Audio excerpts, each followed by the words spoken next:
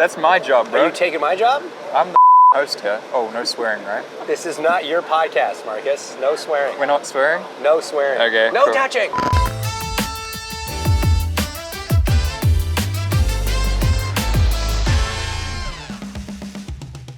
Hello and welcome to a very special episode of Java with James, because this is the first in a subset of the show, which is provisionally being called Java with James with Marcus. And this is part one. We have Marcus Armstrong joining us. Hello. There are two pots. Well, there's another Marcus. I'm being paid by the minute here, so let's drag it out as much as we Let's can. be very clear. You're not getting paid for this. You're getting paid for this? You're not? How am I not? This I is can't awkward. work under these conditions. This is awkward, isn't it? Anyway, I feel, thanks kind of for joining us. I feel kind of weird wearing sunglasses during an interview. Well, this isn't an interview, but... Martin Brundle once told me, never wear sunglasses during an interview. That's fair. You shouldn't. Because your eyes are the window to the soul. Yeah, but if you can't open them... Then I can't see your soul. Fair. You're also not usually a big hat guy.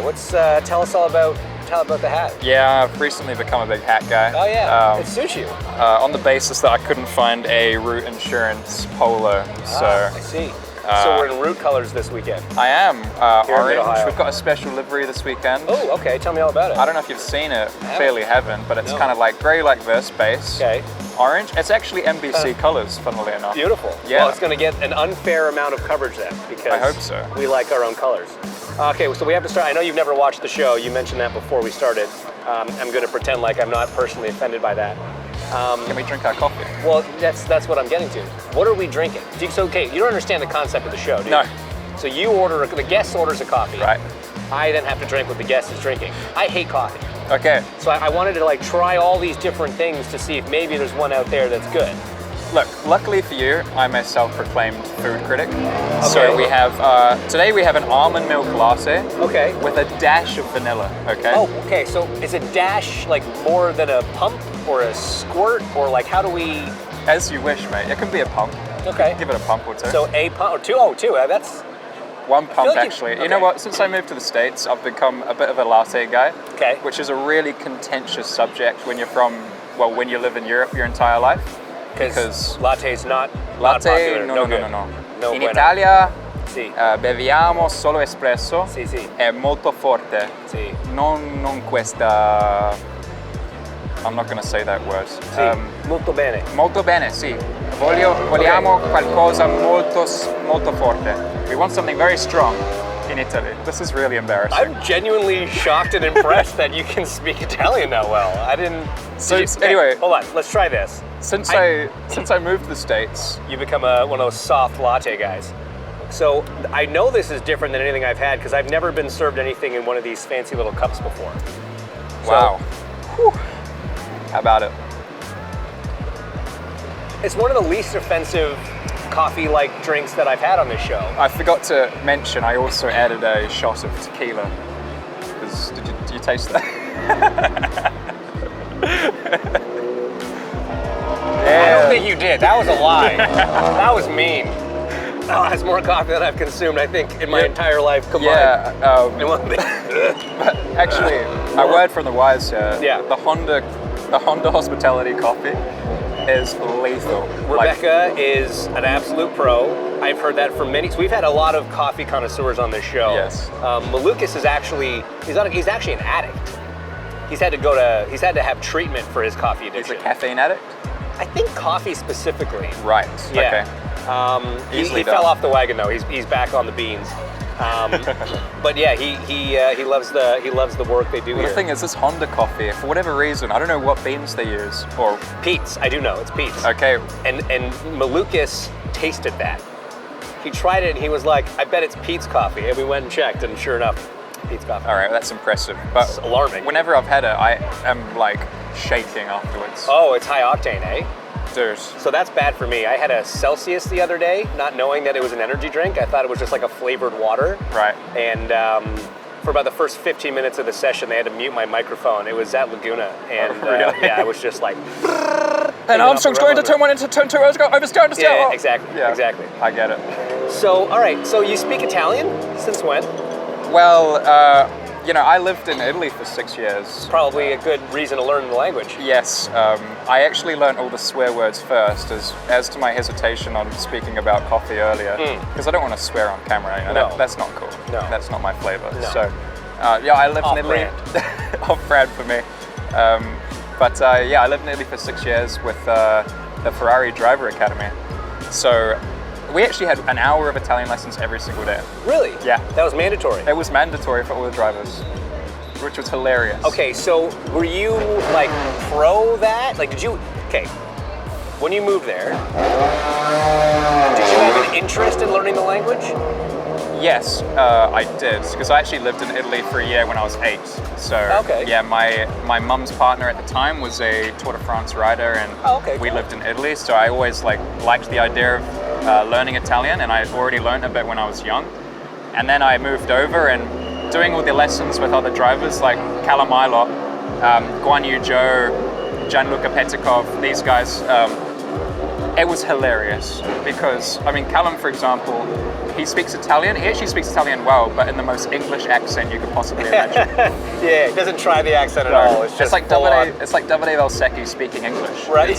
It couldn't be more Italian, Who, for the record, I love on F1 TV because everything he says just sounds like the most exciting thing that's ever happened. I know. It's like he's had 15 Honda coffees. Which he might have. You never know. So do you think that you would have taken the initiative to learn it had you not been forced to do an hour lesson a day by the academy? Naturally, you have to learn a bit just to get by in Italy because they don't put the effort into speaking English with you. Right. And also... Is that like the race team or just the country? No, the race team was quite English, to be fair. Okay. But the city and Modena, Bologna, Milan, they generally don't want to speak English. So, and then obviously, much like the situation here, going on coffee dates, it's always fun to show off my pidgin Italian. Fair. It's kind of charming in a way. Yeah, it is. Which you need help with. So it's probably good you have that in your back pocket. Yeah, outside I need a lot of help, man. I don't know. My hairline is receding as much as yours. So. No, it's not. Don't you even try to take this away from me, all right? I gotta put my root hat back on. There's only one 5 head here, okay? So, have another sip of that coffee, mate. Get those brain muscles firing. Muscles? Muscles. Synapses firing. So was it sad to leave Italy after being there 6 years? Does it kind of feel like home almost? The politically correct answer would be yes, because I spent so much time there. Yeah. I almost grew up there. Like it was kind of like as part of my life. You said you were 16 when you moved there? Yes. Yeah, I was 16 when I moved there, but I also drove for Tony Kart before that, which obviously was in Italy. I was in the Ferrari family for a long time. Obviously, the chance to go to F1 didn't come around, and it was time to take our next step and moved back to the UK before coming to the US. So. Politically correct, yes. But honestly, I needed a change of scenery just to get the most out of myself. Like, better than anyone. Sometimes you just need a different voice in the room to get the most out of you. Yeah, for sure. So, and Carmel, Indiana, just really just calling you. It was shouting my name from across the road. You're like, if I'm sitting here in my little cafe drinking my not latte in Modena, thinking, you know what I need? The Midwest. Somewhere out there is an Italian fan screaming at me for drinking a vanilla almond milk latte. I'm screaming at you too, because it's almost good. What's funny is when we lived in Italy, me and Callum, we shared an apartment there, and I remember saying to him in 2019, like, man, it'd be cool to go to IndyCar. Really? And he was like, oh yeah, I guess it would be kind of cool. And then we kind of watched a couple of races together, and we were like, yeah, that would be cool. And then we didn't really tell each other that we were genuinely interested in it. And then I think 2022 came around, and it was like, out of the blue, Ilott signs for Juncos, and it was like, hang on a minute. You stole my idea. That's totally my idea, bro. One of us has to change. It's one of those situations, like you were gonna go, and then he went, you're like, well, now I can't go, but then you came anyway. And then we were back in Carmel, Indiana together. It's kind of a full circle thing. Did you guys live together when you first came over? No, we didn't. He didn't actually like living with me. Apparently I'm messy. I don't get it. Interesting. No. I could see that. I feel like drivers are one or the other. They're either like complete chaos, like their rooms or whatever, their driver lockers, whatever. It's either complete disarray or like surgical precision, everything perfectly in order. Well, Dario will tell you better than anyone. Oh, he is. I shared a driver lounge with Scott Dixon last year, and his side of the lounge looked like it had been hit by a hurricane. No. Oh. Like it was the tidiest thing. I don't know if he just never uses it or what, but it's just unused. It looked like he had a cleanup at that side of the room. My side of the room was a bomb site. Right, okay. Like I had everything you could imagine and more just piled into one corner. I don't really want to advertise this because it's probably not the best look. No, it is. You are who you are. Just own it, man. But Callum Ilott, truth be told, he actually went into my bedroom and cleaned it a couple of times. I've actually heard that he's a very clean guy, like very meticulous. He with couldn't all this handle stuff. it, so he'd go in and clean my room. So wait, what did Dario have to say about this? He put it on Instagram one time, I think it was something along the lines of rookie and veteran, spot the difference. Right. And I was like, yeah, thanks, mate. But I feel like Pelot comes across as the kind of guy who would be super neat and tidy too. Alex, I wouldn't know actually. Funnily enough, you haven't sussed out his locker yet? I haven't gone and stalked him to that level. We're gonna get that. We're gonna get that update later. Yeah. But Alex and I have never actually had a conversation that is serious either. Oh, okay. So I think we've only, some people communicate in English or Spanish or Italian. We communicate in sarcasm. Yeah. That's what I love about you guys. So let's talk about that a little bit. You're in your, I guess, are we calling this your second year? I guess we have to, right? Because you won Rookie of the Year last year. Did I? Didn't you? Did I? Did you? I did, yeah. That was close. Not doing ovals. Yeah. So doubly impressive. I missed one race in my rookie year and one Rookie of the Year and was bragging about that for a long time, and then you totally upstaged me by missing 5 and winning it, so not super thrilled with that, but whatever. First full season, running all the ovals now, but I want to talk about that dynamic at Ganassi. As a young driver coming in, as a rookie coming in, you got to work with one of the most storied teams with, in my personal, very unbiased, but very public opinion, the greatest driver of our generation, Scott Dixon. This other kid, Pelot, who's turned out to be not so bad. Your driver coach is one of the living legends in Dario Franchitti. How amazing an opportunity. Did you feel that immediately coming in? Just how lucky you were to get to just absorb all that information from all these people? And also Marcus Ericsson, who was Indy 500 winner at the time. So it was I walked in there with my eyes wide open because everyone had, not only the drivers, but the engineers as well, the mechanics level, won championships. So it was kind of I'm also a historian of the sport, so I've been following it for so long, and to actually speak to these people and ask them questions and learn from them was surreal. And even now, I feel grateful that I can even share data with Scott, Sometimes I look at his data and I'm more confused after I've seen it than before, but Scott he's the man, and he also, he remembers stuff about this track, for example, from a decade ago that is relevant for today. So I ask too many questions. I think Dario will be the first to tell you that he's probably annoyed with me because I literally probably call him 2 or 3 times a week. And sometimes we don't even talk about racing. We never actually get to the car. We never get to the point. We just talk about everything under the sun apart from racing. And that's cool as well because he's a cool personality, and that's another thing I love about IndyCar racing is that everybody here has a personality. When nobody is, except Rossi. But that guy, man, dude, unbelievable. Not cool. No, no, but everybody here, I feel like relationships are put over trying to find the last 0.5% of roll balance, for example. Right. So there's an element of camaraderie that you can't really calculate. So I enjoy that aspect, and I'm going to stop talking before I incriminate myself. So you'd say the teammate dynamic, especially over here compared to racing in Europe, is one of the biggest differences. For sure, everyone is a lot more open. I remember, in F2, I always had good relationships with my teammates, but, for example, I was teammates with Yuri Vips. He's one of my closest mates, and we'd get to a race weekend and we kind of wouldn't talk to each other.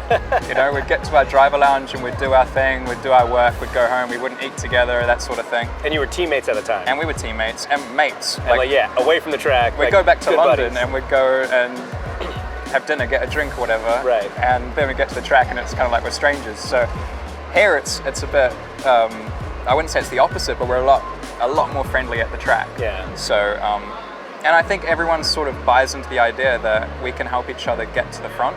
So, you know, the priority is for all 4 or 5 of us to be at the front as opposed to just one dude kicking ass. So I also love that part about it. So you say you were a historian of the sport. You were a fan of IndyCar, like growing up growing up in New Zealand. Obviously, I'm sure Scott had an influence in that because he's been winning championships since before you were probably born. Yeah. But then you moved to Europe. You're chasing the F1 dream. You talked to a lot of guys that took that path. IndyCar was something they certainly knew about, but maybe not something they certainly wouldn't call themselves historians of the sport. But you were actively following it that whole time? I followed it mainly because of Scott, and it's actually hard to tell you how big Scott is in New Zealand, especially as a young karter. Scott's face is literally plastered on every single club rooms in the country. Really? And there's folklore about his success and the way he handles himself, and his first race at Pukekohe with a pillow strapped to his ass because he can't see over the steering wheel. You know, these sorts of things. It was just drummed into my head from a young age. So obviously I'd always wake up early, watch him racing. I used to hate Dario because he'd beat Scott occasionally, and that was not cool at all. And but now it's surreal to just be in the same room as them, you know, because I remember being that kid watching on TV with my family, and now I'm a part of that, so it's pretty special. So for someone that kind of followed the sport as closely as you did, when you got here, was it everything that you hoped and dreamed? Was there any surprises, or was it just another race car, another racetrack, another race series? Obviously there are things that you can't exactly prepare for. Coming from Europe, the European racing is quite different. I feel like the circuits are a lot different in Europe. It's a lot, so to speak, a lot easier because the circuits are very smooth and flowing, and there's runoff areas and all of this and that. Whereas in America, if you put a wheel off, you're going to be hard on the wall. So, you know, that's a different dynamic. And then as well, you know, the driver is sort of the quarterback of the team here. In Europe, the technical director or chief engineer is the quarterback because I feel like, there's a lot more emphasis put on that, and you know, the 2 cars will run the same setup in Europe, no questions asked. You know, if you have a preference with the car, you might add 1% of aero balance or, you know, adjust the roll bars, but you're not going to recreate the car just because you have a different feeling. Whereas in America, you have or in IndyCar, you certainly have the ability to recreate your car philosophy. You got the freedom. Sure. Yeah. And your engineers put that trust in you, so you need to be very honest with yourself and with them on how you move forward, because ultimately you're the one calling the shots. So I love that. I love that part of it because I'm very analytical as it is, so it's sort of plays to my strengths. So coming into your second year, obviously all the ovals are new, but coming to places like Mid-Ohio, you've been here before, you've raced here before. How has year 2 been? How do you assess your performance? And you know, how much nicer has it been kind of coming to a track with at least a year's worth of experience? It's you know, coming back to the circuit the second time round is a lot easier, obviously. But if I was honest, I don't think it's been a great year for me so far, because you know, we're talking about it yesterday, and I've only finished ahead of where I qualified twice, which is, you know, I'm not happy about that. One of them was a podium. Let's just make sure we throw that out there. Sure. You had your first podium. Yeah, Detroit was a podium, but I feel like we are quicker than what we've shown. So do you feel like you're out qualifying where you are pace-wise, or do you feel like on Sundays too many things have gone wrong and you haven't finished off where you feel like you should? Sundays haven't always gone to plan, and sometimes we've qualified quite high. So you know, the expectation has been high, and then something's gone wrong, or you know, things like that. Things like that is what Scott is really good at avoiding. Scott always makes the best of a bad day. Always. But I feel like at the moment we need to make a step in quali to get to the very front to be with Alex, for example. We're sort of in that no man's land where we're sort of inside the top 12, 10, but we're not quick enough to be consistently inside the top 7 to 12. And you want that next step. So I'm working hard to try and find that last little bit to get there. And then in the races, I think that we just need to work hard and be more prepared, because we've sort of been letting our qualifying position carry us to a certain extent. And I feel like I can put more prep into those race days. And also, I mean, they'll hate to hear it, but ask more questions, because there's so many variables in IndyCar, and you need to know exactly what you want to do at every moment. So, So we're heading into the very first race with the hybrid here at IndyCar. How's that preparation been, and are you excited to kind of be part of this new era of the sport? It's pretty cool. I mean, I've done a lot of laps with this hybrid because, I do a lot of testing over the off season. Maybe I should be saying that or not. But it's a bit heavier. There's obviously a bit more power delivery, so I feel like it's going to separate the good cars from the bad cars. Adding weight and a rearwards weight distribution is just naturally going to create a bigger delta between the good and bad performing cars. And then it's going to be a little bit more challenging to drive, a bit more tire deg. You could even say it's a bit more European, because I mean, in Europe, the tire deg is everything. The flavor of the century has been tire deg. So are we predicting this might actually tip to your advantage? Well, now that I've said that, I won't. Up until this moment, he was very confident. Now his confidence is waning. No, I feel like it is a strength of mine, just based on the amount of experience I've had on Pirellis. But as well, quite a lot of drivers have done that. Yeah. There's more and more European guys coming over, so that's cool to see.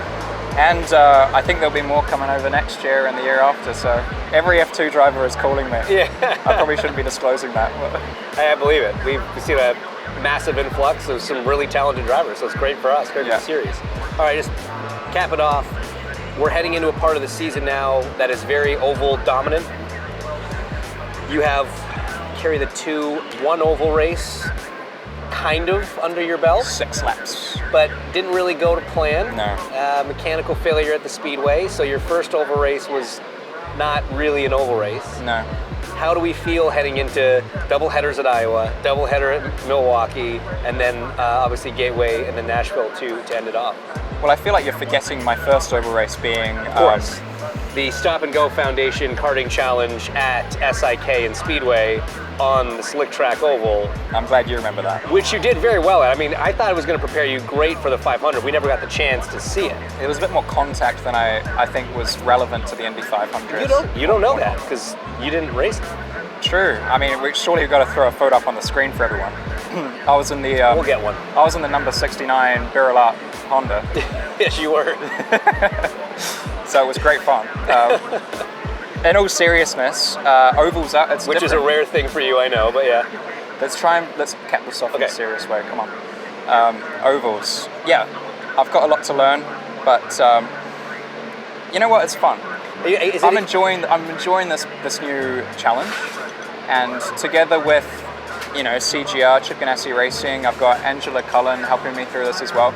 We've sort of made it a goal to really knuckle down and nail it straight away, because in a way it's not rocket science, but it kind of is. I mean, it's kind of pretty close to that. Yeah. It's like ground-based rocket science. Yeah. Yeah. I just want to be able to hit the ground running, so we're gonna do all the prep we can.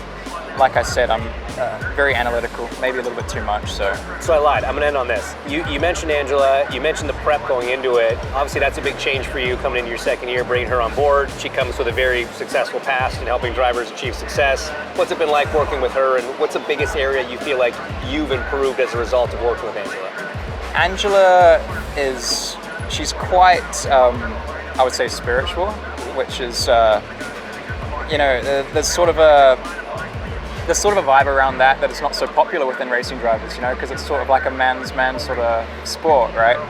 But to perform at your best, you kind of have to be at one with yourself. You have to be honest with yourself, and she's helped me a lot to do that. I mean, we've got a sort of a race day routine that's pretty comprehensive now, and she's also living with me in Carmel, or staying with me in Carmel. Yeah. So she's helped me a lot. I've also gained a bit of muscle. I don't know if you've noticed, man. I wasn't going to say anything. I don't want to draw too much attention to it. Toilets are over there. Are they that way? Yeah. Yeah. Where's the beach?